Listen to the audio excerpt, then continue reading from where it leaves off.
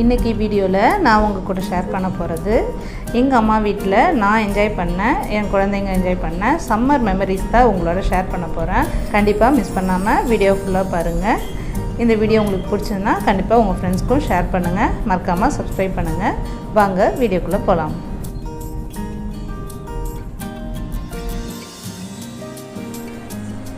எப்போவுமே மார்னிங் எழுந்த உடனே நான் பசங்க எல்லோரும் மாடிக்கு வந்து கொஞ்சம் நேரம் வெயிலில் விளையாடுறது, இல்லைனா இந்த மாதிரி பழங்கள் பறிக்கிறது, இந்த மாதிரி வந்துடுவோம்.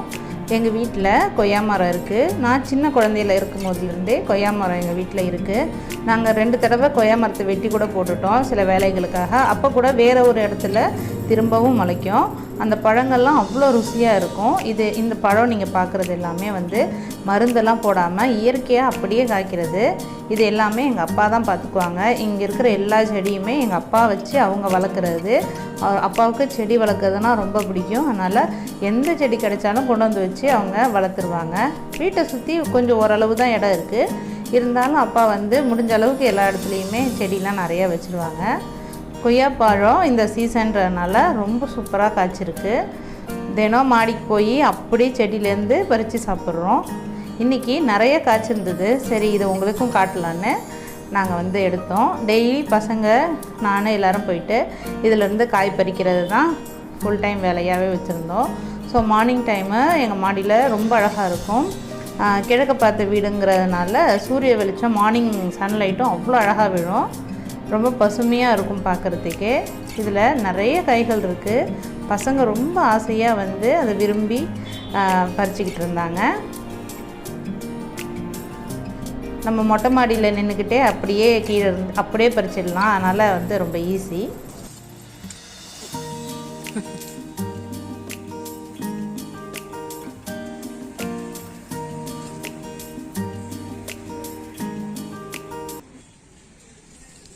குட்டியெல்லாம் பறிக்கூடாது. இந்த இது பறி ஹரி, இங்கே வா, உள்ள போ, மெதுவாக போய் பறி. போ. இதில் ரொம்ப என்ஜாய் பண்ணது தம்பி தான். அது வந்து டெய்லி வந்து அம்மா இன்றைக்கி நான் கொய்யாப்பழம் பறிக்கிறேம்மா அப்படின்னு சொல்லிட்டு ரொம்ப ஆசையாக வந்து டெய்லி அது 2 பழம் பிச்சுட்டு போகும். இன்றைக்கி நிறைய காய் இருந்ததுனால நாங்கள் 3 பேருமே சேர்ந்து நிறைய காய் பிச்சோம். இதில் நிறைய பிஞ்சு செங்காய் பழம் நிறைய இருந்துச்சு. ரொம்ப ஆசையாக எல்லாத்தையுமே நாங்கள் பறிச்சிட்டு வந்தோம். இதில் கொஞ்சம் தெரிஞ்சவங்களுக்கும் சில காய்கள்லாம் நாங்கள் கொடுத்தோம். நம்ம வீட்டில் இந்த மாதிரி பயிர் பண்ணி நம்மளே அப்படியே செடியிலேருந்து பறித்து சாப்பிட்றது ரொம்ப ஒரு ஹாப்பியான மொமெண்ட்டு தான். இதெல்லாம் வந்து அம்மா வீட்டுக்கு வரும்போது நான் ரொம்ப என்ஜாய் பண்ணுவேன் குழந்தைங்களோட.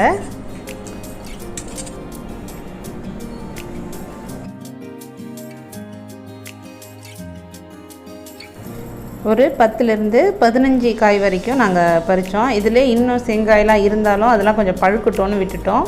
இதெல்லாம் மட்டும் நாங்கள் பறிச்சிக்கிட்டோம். வீட்டை சுற்றி தென்னை மரம், மாமரம், இப்படி நிறைய மரம் இருக்குது. சில மரம்லாம் பக்கத்து வீட்டு கொல்லையில் இருக்குது. ஆனால் அது நமக்கு இங்கேருந்து பார்க்கும்போது நல்லா ஒரு பசுமையாக தெரியும். இவன் எங்கள் வீட்டில் வளர்கிற பூனைக்குட்டி. இந்த வாழை மரம்லாம் அப்பா வந்து பயிர் பண்ணுறாங்க. இதெல்லாம் எங்கள் அம்மாவோட அண்ணன் ஒருத்தவங்க வந்து கொடுத்தது. மூவலூர்னு இருக்குது பக்கத்தில். அங்கேருந்து ஒரு மாமா எங்களுக்கு கொடுத்தாங்க. அப்போது இந்த தென்னம்பிள்ளையும் அப்புறம் இந்த வாழைக்கட்டையும் மாமா தான் அப்போ கொடுத்துருந்தாங்க.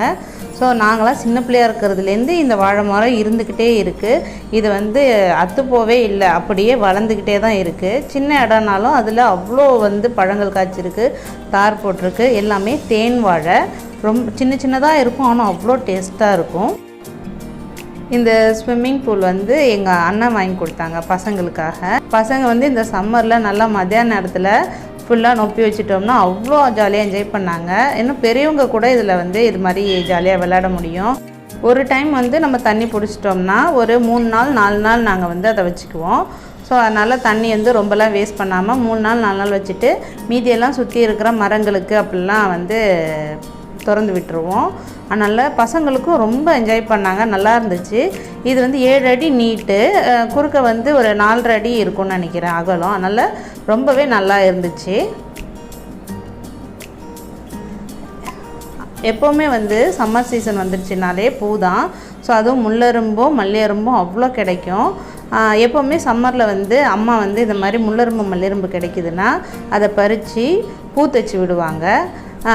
இதே தை மாதம் பார்த்திங்கன்னா செவந்திப்பூ அதிகமாக கிடைக்கும். அப்போ வந்து செவந்திப்பூவில் பூ தைச்சி விடுவாங்க. நான் ஒரு வீடியோவில் ஏற்கனவே செவந்திப்பூ வந்து எப்படி தைக்கணும் தலையில் அந்த ஓல்டு மாடலில் எப்படி தைக்கணும்னு சொல்லி நான் வீடியோ போட்டிருக்கேன். ஸோ இந்த வீடியோவில் நீங்கள் முள்ளெரும்பு மல்லியெரும்பு இதை வச்சு எப்படி பூ தைக்கலான்னு பார்க்கலாம். ஃபஸ்ட்டு நல்லா இது வந்து பார்த்திங்கன்னா ஒரு 1/2 கிலோ மல்லிகைப்பூ அதை வாங்கி இருக்கிறதுலே பெரிய பெரிய பூவாக மொக்கா நல்ல மொக்கா வாங்கிக்கணும். இருக்கிறதுலே பெரிய பெரிய மொக்கா எடுத்துக்கிட்டு அதோட கீழே இருக்கக்கூடிய காம்பெல்லாம் கழட்டி விட்டுட்டு வச்சுருந்தாங்க. நல்லா தென்னை ஓலை எடுத்து அதை நல்லா சீவிக்கிட்டு இந்த மாதிரி சின்ன சின்னதாக ஒரு 20லேருந்து 25 பீசஸாக குட்டி குட்டியாக வந்து கட் பண்ணி வச்சுக்கிட்டோம். அந்த சின்ன சின்ன பீசஸில் குச்சியில் இந்த மாதிரி மொக்குகளை 4லேருந்து 5 வரைக்கும் இது மாதிரி சொருகி நம்ம எடுத்து வச்சுக்கணும். அதோட மொக்கோட தொண்டை பகுதி அதோட அந்த காம்பும் மொக்கும் சேர்கிற இடம் தொண்டைன்னு சொல்லுவாங்க. அந்த பகுதியில் குத்தி நம்ம அழகாக அரேஞ்ச் பண்ணி எடுத்து வச்சுக்கணும். குழந்தைங்களோட சடையோட லெங்க்த்தை பொறுத்து இந்த பிட்ஸ்லாம் வந்து நமக்கு எத்தனை வேணுமோ நம்ம அத்தனை ரெடி பண்ணி எடுத்து வச்சுக்கணும். அம்மா வந்து இதெல்லாம் ரொம்ப நல்லா செய்வாங்க. நான் வந்து மேரேஜ் ஆகிற வரைக்குமே எனக்கு வந்து ஒவ்வொரு சம்மர்லேயும் என்னை பிடிச்சி வச்சு கண்டிப்பாக பூ தைச்சி விடுவாங்க. எனக்கு ரொம்ப பிடிக்கும்.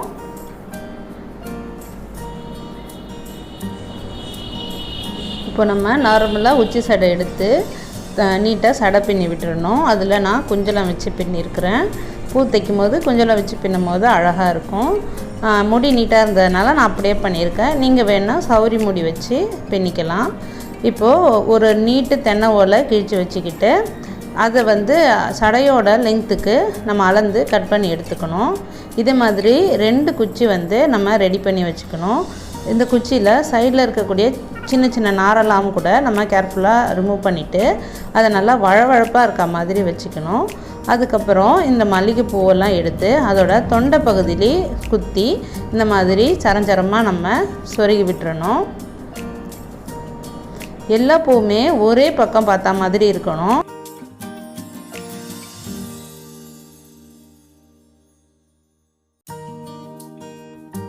இந்த மாதிரி பூ சொருகும் பொழுது ரொம்ப கேர்ஃபுல்லாக செய்யணும். இல்லைன்னா வந்து பிஞ்சு வந்துடும். அதனால தான் வந்து வாங்கும் போதே நல்ல பெரிய மொக்கா இருக்கக்கூடிய பூக்களாக பார்த்து வாங்கிடணும்.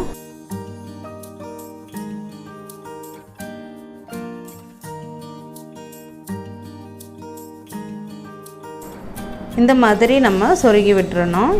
இப்போ பார்த்திங்கன்னா உங்களுக்கு தெரியும் இதில் வந்து 2 முழு நீள குச்சியில் நம்ம இந்த மாதிரி வரிசலாக சொருகி வச்சுருக்குறோம். எல்லாமே ஒரே பக்கம் பார்த்து 2 குச்சி எடுத்துக்கிறோம். அதே மாதிரி சின்ன சின்ன பூக்களும் பார்த்திங்கன்னா 20லேருந்து 25 வரைக்கும் கொத்து வச்சுருக்குறாங்க. அடுத்தது கனகாம்பரம் பூவை வாங்கி வச்சு அதையும் கட்டிக்கிறோம். அது எல்லாமே ஒரே பக்கம் பார்த்தா மாதிரி கட்டணும். யூஸ்வலாக நம்ம பூ கட்டும் போது ஆப்போசிட்டில் வச்சு கட்டுவோம் இல்லையா, அந்த மாதிரி இல்லாமல் ஒரு தடவை கட்டும் போதும் 4லேருந்து 5 பூ ஒரே முடிச்சில் வரா மாதிரி வச்சு நம்ம ஒரே சைடு மட்டும் வச்சு கட்டணும். ஒரு பக்கம் காம்பு ஒரு பக்கம் பூவும் மட்டும் இருக்க மாதிரி 1 முழம் அளவுக்கு நம்ம கட்டி எடுத்துக்கிறோம். இந்த மாதிரி ஃபுல்லாக கட்டி எடுத்ததுக்கப்புறம் ஒரு 2 முடிச்சு அல்லது ஒரு 3 முடிச்சு வர அளவுக்கு அகலத்துக்கு இந்த கட்டி வச்ச பூவை நம்ம கட் பண்ணி தனித்தனியாக எடுத்துக்கணும்.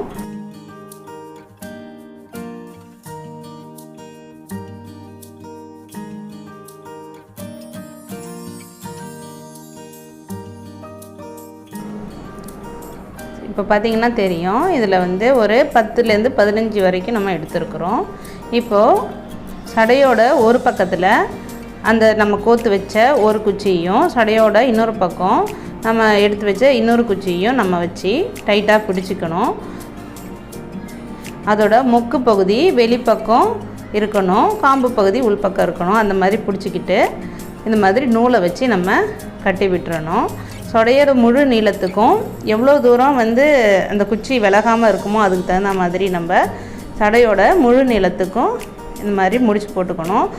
அந்த 2 குச்சியும் ரொம்ப டைட்டாகவும் முடிச்சு போடாமல் ஓரளவு பார்த்து நம்ம பண்ணிக்கணும். இந்த மாதிரி இந்த பூ வைக்கும் போது இவ்வளோ அழகாக இருக்குது. நம்ம ஃபுல்லாக சடை தைச்சி பார்த்திங்கன்னா ரொம்பவே உங்களுக்கு பிடிக்கும். கண்டிப்பாக உங்கள் குழந்தைங்களுக்கும் நீங்கள் ட்ரை பண்ணி பாருங்கள்.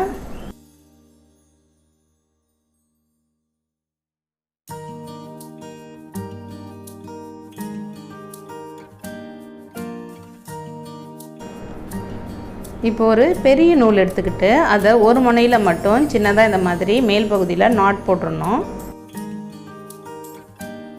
அதுக்கப்புறம் நம்ம துண்டு துண்டாக எடுத்து வச்ச இந்த மல்லிகைப்பூ வரிசை 5 வரிசை அப்படி இருக்கு இல்லையா, அந்த 5 வரிசையாக இருக்கிறதெல்லாம் மேலே வைக்கணும். ஏன் 5 வரிசையை மேலே வைக்கணும்னா சடை வந்து மேலே வந்து ரொம்ப மொத்தமாக இருக்கும். அதனால் 5 கட்டினதெல்லாம் வந்து நம்ம மேலே வச்சு கட்டணும். இப்போ ஒரு வரிசை வச்சுட்டு திரும்ப இன்னொரு வரிசை வச்சு அதை அப்படியே சடைக்கு அடியில் அந்த நூலை கொடுத்து சுற்றி எடுத்துடணும். இதை முடிச்சு கூட போட வேண்டாம், அப்படியே சடைக்கு அடியில் கொடுத்து சுற்றி எடுத்துடணும். அவ்வளோதான். 2 வரிசை வைக்கலாம், இல்லை 3 வரிசையும் நம்ம வச்சுக்கலாம். 3 வைக்கும் பொழுது பார்க்குறதுக்கு ரொம்ப அழகாக இருக்கும். இப்போ 2 வரிசை மல்லிகைப்பூ இல்லைன்னா 3 வரிசை மல்லிகைப்பூ வச்சுட்டு அதுக்கப்புறம் ஒரு கொத்து கனகாம்பரம் வச்சிடணும். இந்த கனகாம்பர கலரும் இந்த ஒயிட்டும் சேர்ந்து பார்க்குறதுக்கு ரொம்ப அழகாக இருக்கும் சடை. என்னோடய வளைகாப்பு ஃபங்க்ஷனில் அம்மா எனக்கு இதே மாதிரி பூ தைச்சி விட்டாங்க. ரொம்ப ஆசைப்பட்டு அம்மா எனக்கு தைச்சி விட்டாங்க.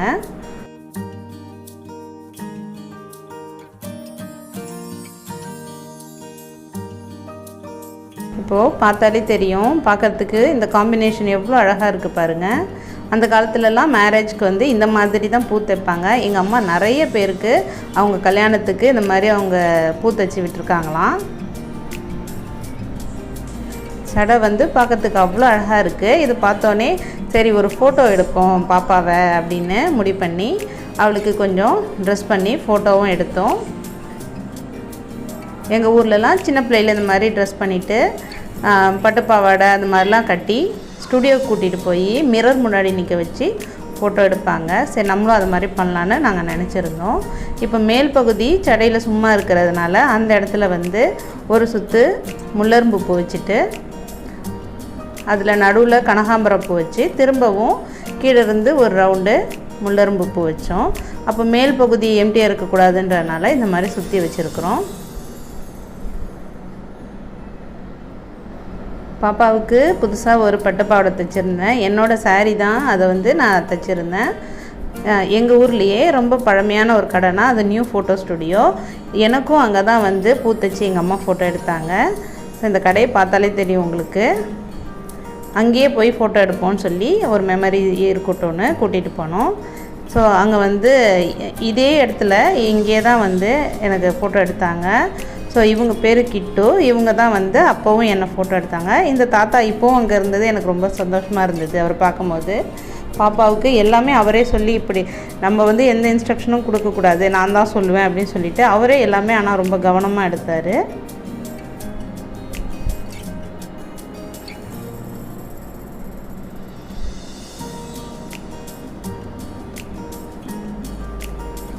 நம்ம வீட்டில் வந்து எவ்வளோ தான் ஃபோன்லாம் வச்சு எடுத்தாலும் அவங்க வந்து எடுக்கிறது அது ஒரு நல்லா தான் இருக்குது.